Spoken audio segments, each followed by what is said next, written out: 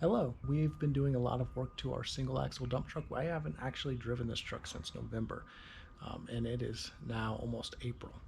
So I wanted to kind of give you a rundown of what has happened with this truck, and we're going to be installing an air ride seat in it that I found and an onboard compressor because this is an under CDL truck. But we spent enough time in it that the lower bench seat is just very painful to be in for a long time. So I want to show you that install, and we'll talk briefly about kind of some of the things we've had to do with this in the last couple months. So follow along. Okay, so if you've been following our channel, you know that we had a really bad front clip, and so we ended up having a problem with the motor that was not going to be efficient enough for us to fix. And so we ended up buying a replacement motor. I did not make a video on replacing the motor just because it would have slowed me down so much that I just did not do it. But that is the new motor. It came out of a box truck, had 86,000 miles on it. Same 6.6 New Holland motor. Replaced the steering gearbox. We found an AC compressor in the salvage yard. We're going to replace the compressor, but we needed the mounts to it. More coming on that in a future video. I really do like these mirrors that came with this hood. Happy about that. We have a very small amount of body work to do. We are going to be painting this truck probably before we even back it out of here. The radiator went bad. We had to replace the radiator. I would say that we probably, sadly enough, I would say we've got $16,000–17,000 into this truck total. You know, we pretty much have a, you know, we got a rebuilt rear end, we got a brand rebuilt transmission, we have a low mileage engine, we have a brakes have been gone through every axle. We're kind of out of things to repair, so it's been a lot. It's been a lot of work. But I think we're getting to a stretch of time where we're not going to have a problem. We still have a weak leaf spring on the driver's side, but you know, we're getting to the point where major components are not going to be likely to fail. So this seat came out of Freehold, New Jersey. I believe it was A&A Parts. Came out of an F700. It's an air ride seat. As you can see, it's a tall back. You can see our bench is already gone. This stationary passenger seat has been drilled and mounted, and that came out of a local salvage yard. I was tired of the bench. We're going to put a back wall mount in between the seats. That's why I wanted to get rid of the bench, not only because of the height and how it hurts my back, but we want to go with a back wall with that. But this is our driver's seat. And sorry for the mess. We're in the middle of an engine change, and you know, it's just, I need to get my mind off of the engine, and that's why we're going to work on the seat a little bit. So the front one, you know, two of the bolts should line up on this, and two will have to be drilled. And I've got some 1/4" steel for a big washer on the bottom. But there's a little bit of damage, but not much. It's high back. It's got some adjustments in the bolsters and in the back here, which is really, really going to help. And like I said, it's an air ride seat. So, and of course, this is purposely not an air ride or air brake truck. I needed to keep it under CDL. I'm not the only one that drives this truck. So many will probably laugh that we are using an air horn supply to power our air seat. But we got this 3-gallon tank. I've got a relay that's going to be where it's only got power when the key's on. We've got a compressor. What we're going to do is I've got some square tubing. I'm going to come down at an L shape, and I'm going to build a platform. So somewhere in this region here, we're going to use probably like 2 of those holes. I don't want to weld on the frame. We're going to come down, we're going to come out. We're going to make an L, 2 L's. And then I might make me a little triangle piece at those L's just for support. But then I've got a piece of flat steel that's going to be a shelf. And the compressor is going to mount on top with a factory horn tank mounts. It's going to mount on top, and the compressor is going to mount on bottom. So And then we're going to wire that to the battery. It's a really short stroke to the battery over there. And we're going to come right through the cab to our air seat. So the longest thing will be the electrical wire into the truck. We got the gearbox back in from doing the transmission. We put a new clutch in this truck as well. We were not taking this thing back apart, so we put a new clutch in this thing. We have not adjusted the clutch yet. There's still a lot of play here. We'll get that adjusted up. I want my seat to be able to do that. So probably this bolt here we're going to reuse, and this bolt we'll have to drill 2 on that side. So we're going to go ahead and get that seat up in here to see how it fits, and then we have a drill bit and we're just going to drill that. And like I said, we're reusing the factory ones, but the other 2, what we're going to do is we're going to drill I'm using 3/8 by 16 grade 8. We're going to drill like a 7/16 hole, and then like I said, I've got a 4" by 4" square 1/4 inch flat stock sheet plate, whatever you want to call it, that we're going to have on the underside, just so that it can't really pull through the floor. So just enough to make me comfortable. So I'm pretty excited about that. Our air lines will probably come back through here. I ordered some rubber grommets that come tomorrow, and we're just going to drill that and go right to our compressor.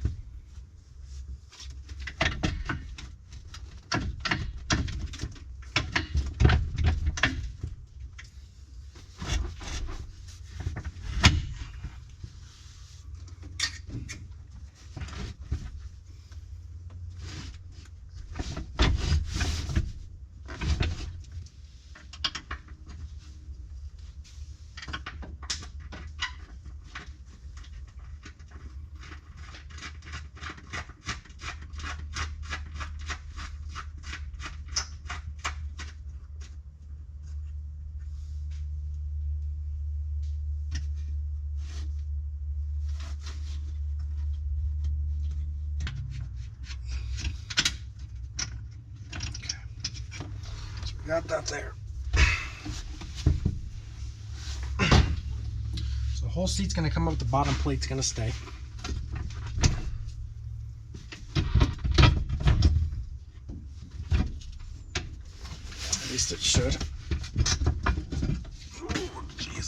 This was heavier going in than going out.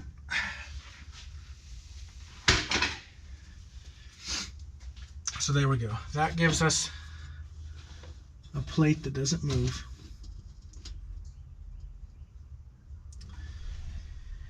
And that way we've got a good view of where we need to drill. And I will probably find some grade 8 washers because these holes are a little big.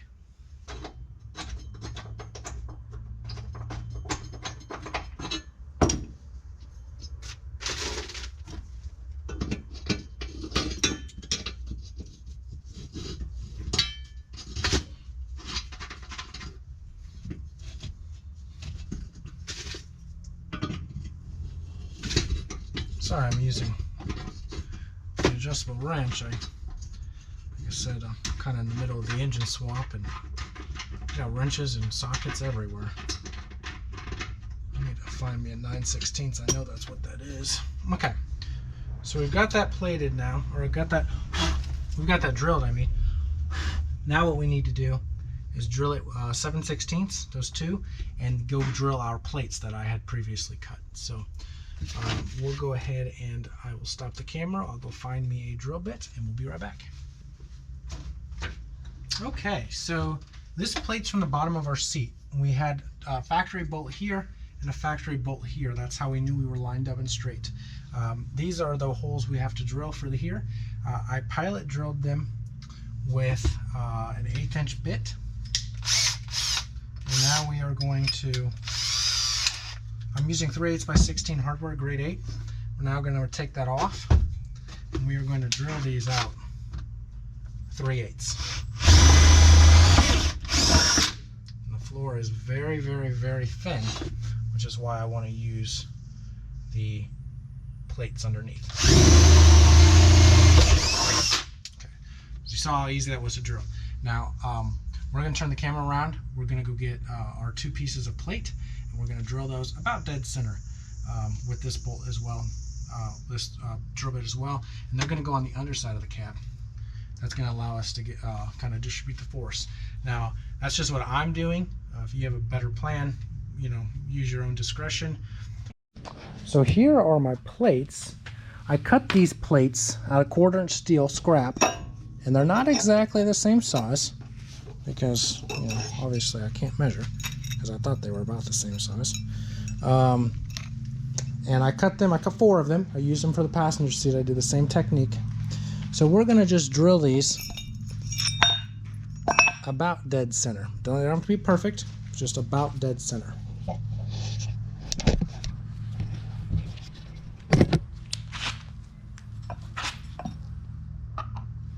We're going to say that's, and I don't even care if these spin around a little bit.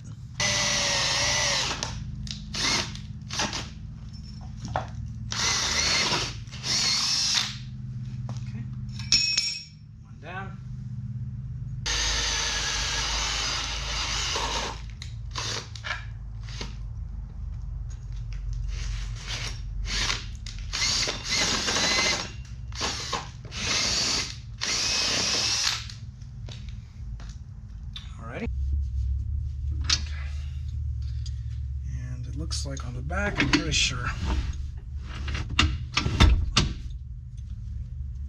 You might be able to get to this one. Yeah. But the one on my corner back here is going to have to be a ratchet. I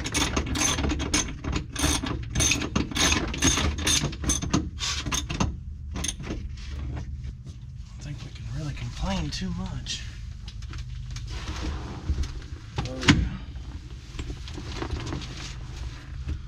Oh yeah, that's a lot better. We still have our seat belt fully operational. Let's mount it to the floor. Oh yeah. Okay, so we've got our 4-inch bolts. Now I really need to get myself a drill press. I just kept the holes as straight as I could. The bottom one went pretty good. The top one's a little crooked, but it'll get itself in there. See? It does okay. There's some tolerance in that.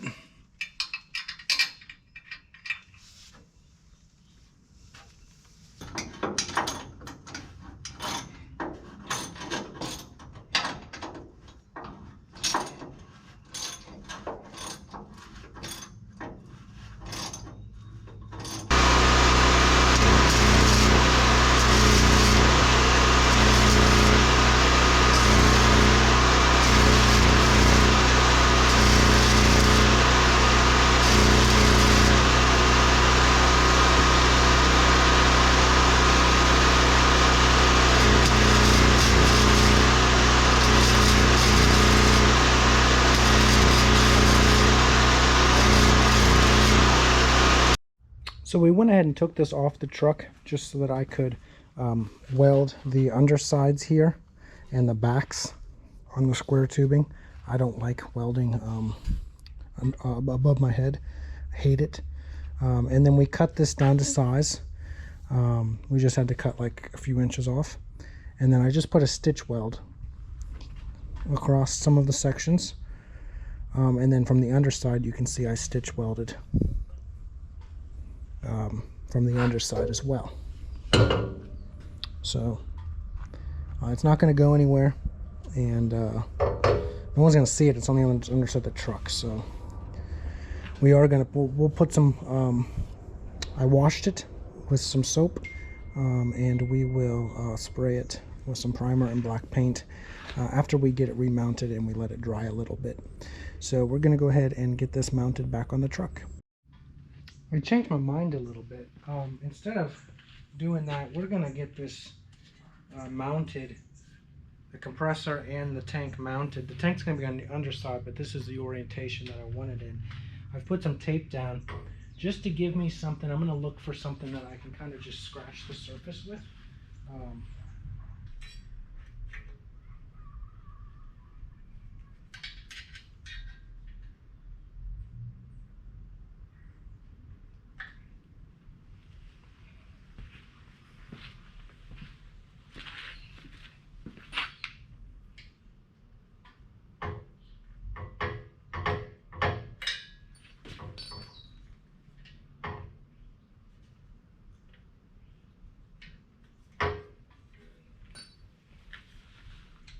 got that.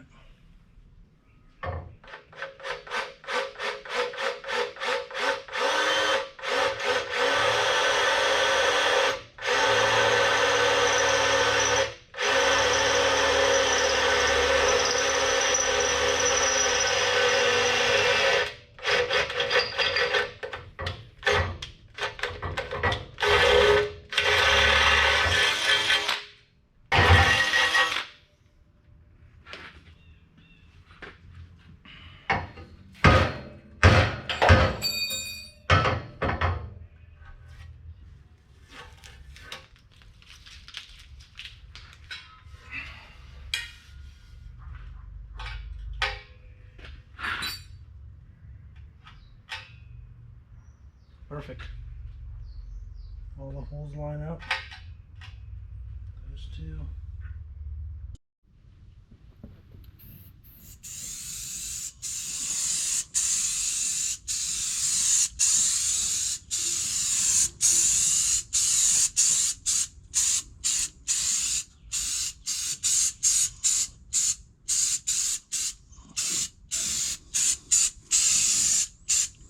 Do these smaller holes.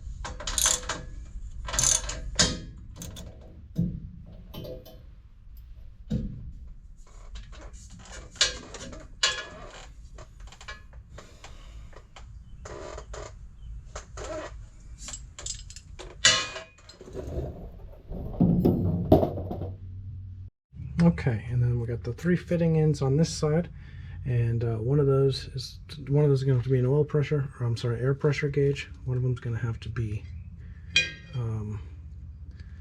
the pressure switch, and then this one's going to have to be the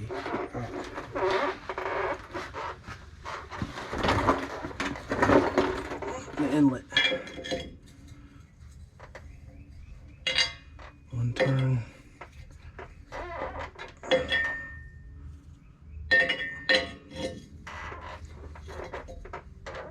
I don't know if we can go another one. I'm gonna try. That's a half a turn.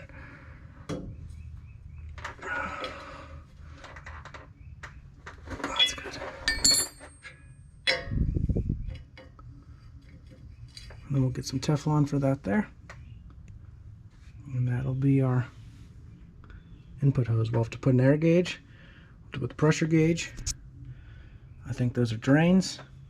And I saved the single side facing the cab for the supply side. So we're going to have a 90 fitting come out with a quick connect. It's going to go up into the cab for our air seat. Okay, so we got our some fittings put in.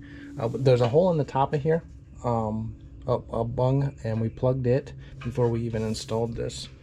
and then we put the because it was low, like the low end, so the bottom side, we put the drain fitting here. We put our plug in the bigger one. We're going to come out of here with a quick connect, but right now it's plugged and it's going to 90 into the cab. And then on the right side of the tank, the 3-side fitting, we got a 90 for our compressor inlet. I got a 2-inch nipple, a T, and then we put our blow-off valve in the end of that. And then our pressure switch is mounted there. So that occupies all plugs the way that's configured. So this is our relay that we're going to use as a 4-terminal. It's a Novita RL44. I found this at AutoZone. You can get them on Amazon. You can even get them from the manufacturer of your compressor as well. We're going to be wiring this for a pressure switch and a system that only operates when the key is on. So, okay, so we took our red and black wire, we just kind of loomed it together. This is going to go probably up across the frame to the battery. We went ahead and loomed it in here and connected it as per the diagram. And then the other number that we had to do here, the last remaining one, gets hooked up to the pressure switch. So we're going to go ahead and try to find a good way to run these wires over to the battery. And figure out a way how, maybe zip tie them, or figure out a good way to connect them. So we're gonna run that next. The black wire comes here, the red wire comes in here. So we've got power on this, and I just kind of ran it through that loom, zipped it on that cross member there, and then went back across over here.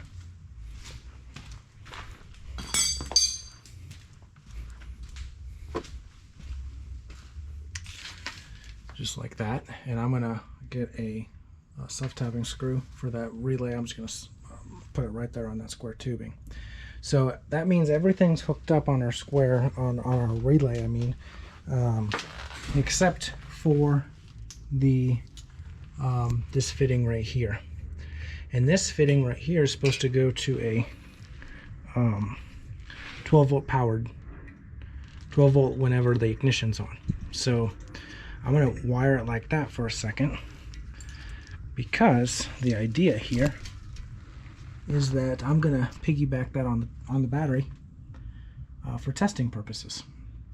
And because we are 0 psi, everything's hooked up except for that blue wire, and that blue wire should turn the compressor on when we put that 12 volts on that blue wire, because it's going to simulate our ignition switch, our ignition source. So I'm going to wedge this in here.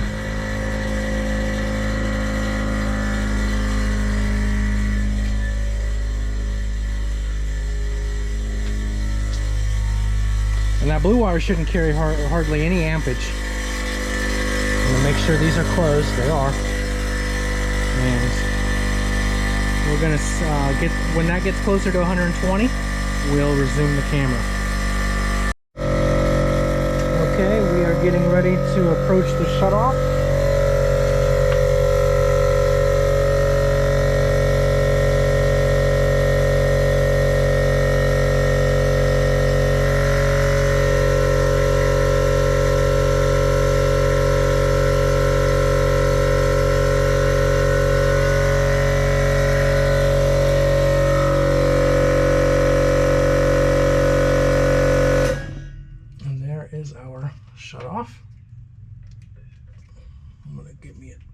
Definitely going to give me a terminal for that. So we've got our shut off. I'm going to open this up. At 90 pounds, we should kick back on.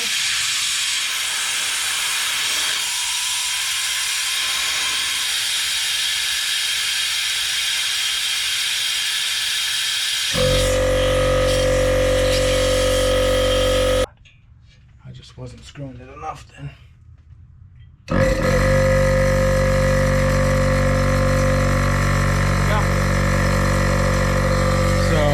Basically, that is our kick on and kick off. And any time that blue line has power on it, then it will work.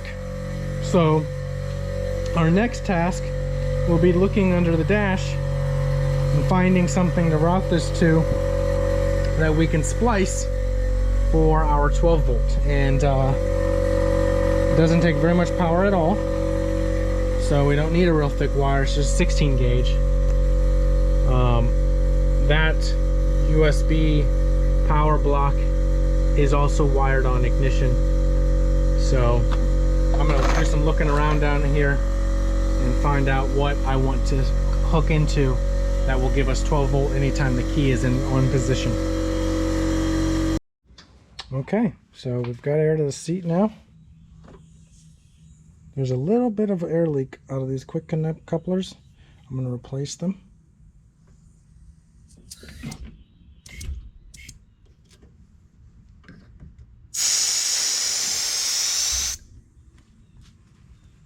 And then we're going to drill a hole through the wall. We're probably going to use that spot right there that's already cut out. I'm sorry, you can't see that.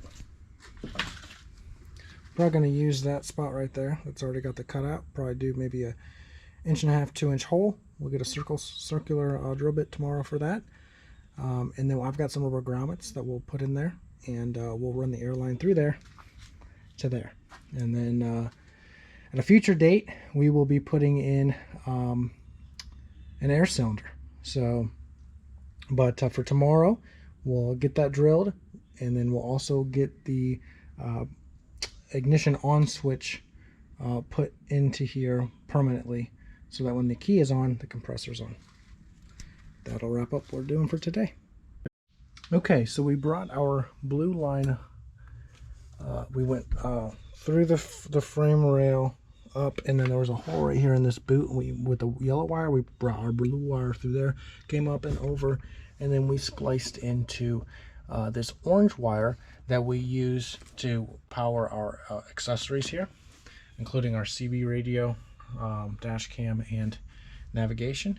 And I know that works when the ignition's on or when it's in accessory position. So I'm going to roll the key back, and there goes our compressor, because it's not to 120 psi yet.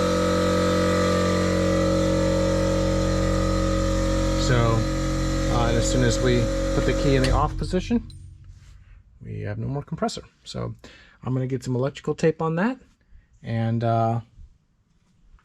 that'll finish all of our wiring. Okay, I'm going to try to center this as best as we can. Does not have to be perfect.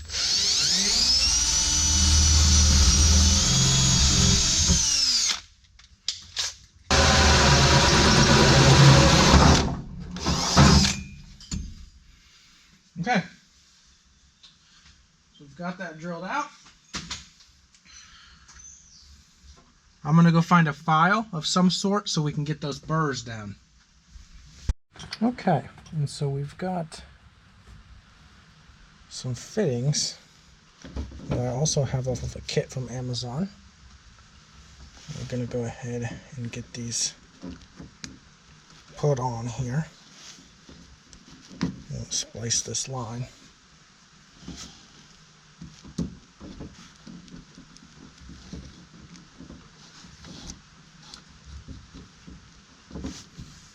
Okay.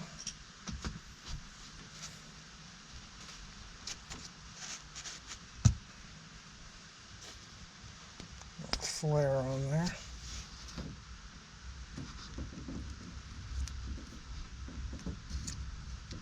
Okay. Hold the fitting with this adjustable, and we'll get this tightened down.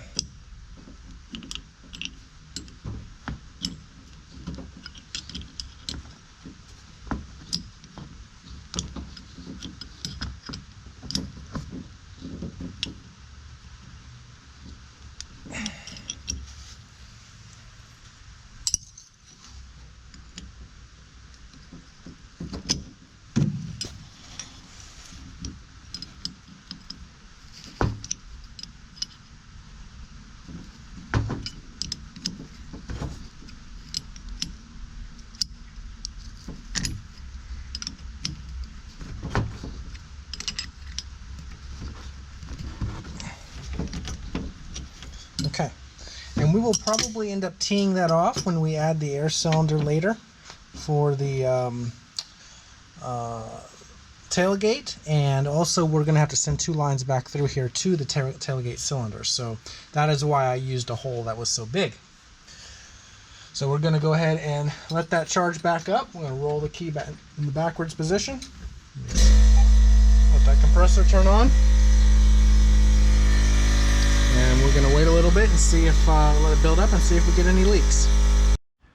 All right, well, thank you for watching. I hope you enjoyed the video. Some may think that it's silly for us to add a 12-volt compressor to this truck, but we really needed an air ride seat. We couldn't find any mechanical suspension seats, and so air ride's what we went with. I appreciate you watching. If you liked the video, please make sure you like and subscribe, and we'll continue bringing more videos of things we do on the homestead. Thanks.